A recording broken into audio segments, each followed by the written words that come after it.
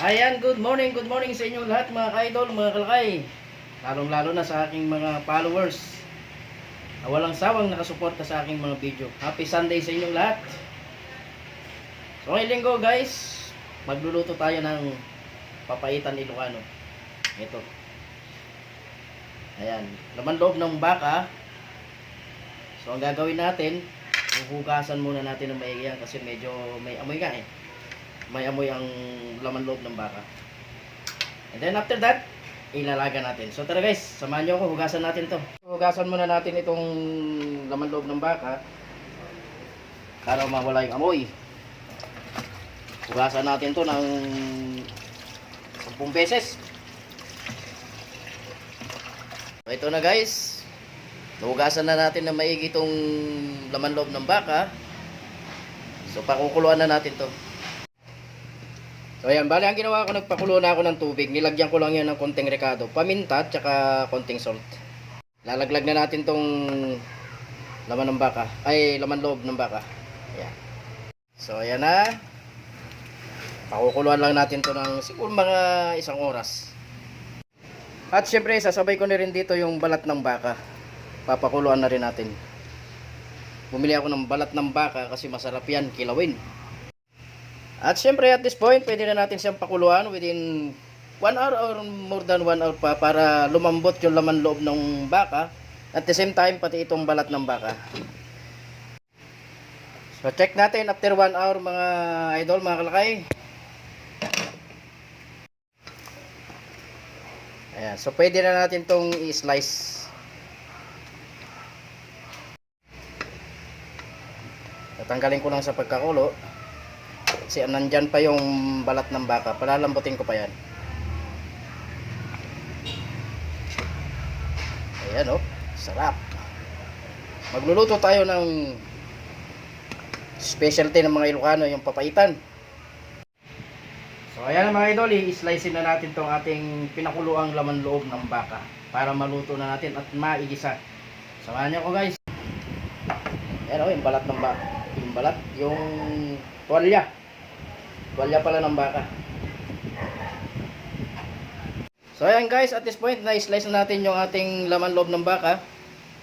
So ang next natin, igigisa na natin to guys, samahan nyo ko. So dito meron akong mainit na kawali, lalaglagan na lang natin yan ng mantika. At this point, igigisa na natin yung ating mga aromatic herbs. Unahin na natin tong luya or ginger. Hindi mawawala ang luya sa papaitan kasi dagdag aroma. At higit sa lahat, tatanggal din yan ng lansa ng ating loob ng baka. Sunod na natin tong onions. Mas maraming aromatic, mas masarap. Pwede na natin ilaglag itong bawang or yung garlic. Haluin lang natin para pumantay yung kanyang pagkakaluto. And at this point, pwede na natin ilaglag yung ating laman loob ng baka, yung ating main ingredients para sa papaitan.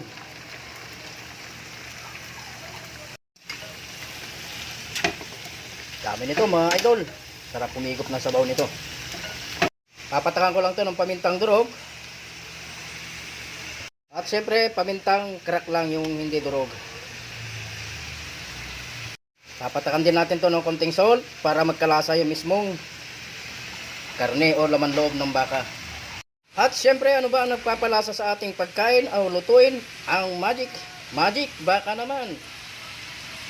Haluin lang natin ulit. So ang gagawin natin, tatakpan ko lang siya. Hayaan muna natin siyang masutay ng konti. Nakalopay naman tayo. So, check natin yan. Yan, ang bango mga idol. So nasutay na siya ng husto. Ibabalik natin siya sa pinagpakuluan natin kanina, yung stock. Lalaglag natin dito sa ating pinagpakuluan kanina, yung stock. Kulong-kulo pa yan. Masarap pumigop ng sabaw mga idol. Ito ang papaitan Ilocano. Sabaw. Para yung rekado ay makuha natin dito. Yun. Ayan, pakuluin na lang natin yan siguro mga 30 minutes. Ilalaglag natin yung ilang sahog niya, siling pansigang.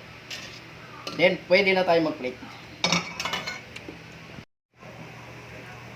So ayan mga idol, kulong-kulo na siya after 30 minutes. Yun oh.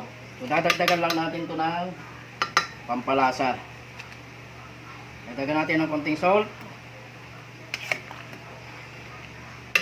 Then yung ating pampapait, tatansyahin lang natin mga idol. Kung natin ilagay lahat, baka masobrano ng pait.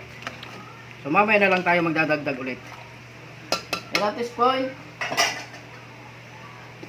pwede na natin ilaglag yung 3 pirasong siling pansigang.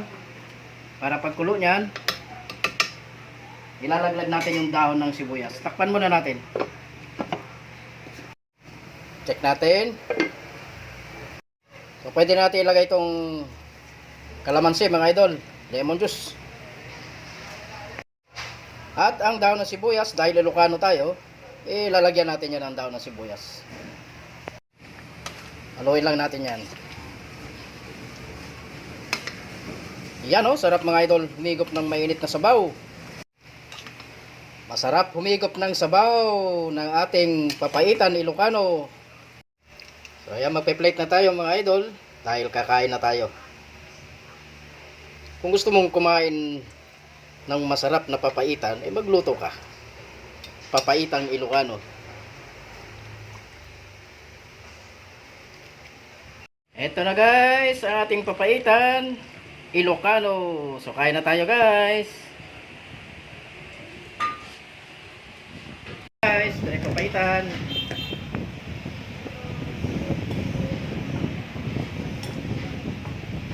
Papaitan Ilocano.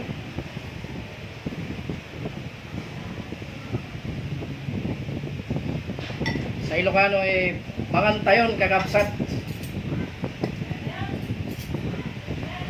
Ay mas ti papaitan di Ilocano. Karkaro na darong-turog na.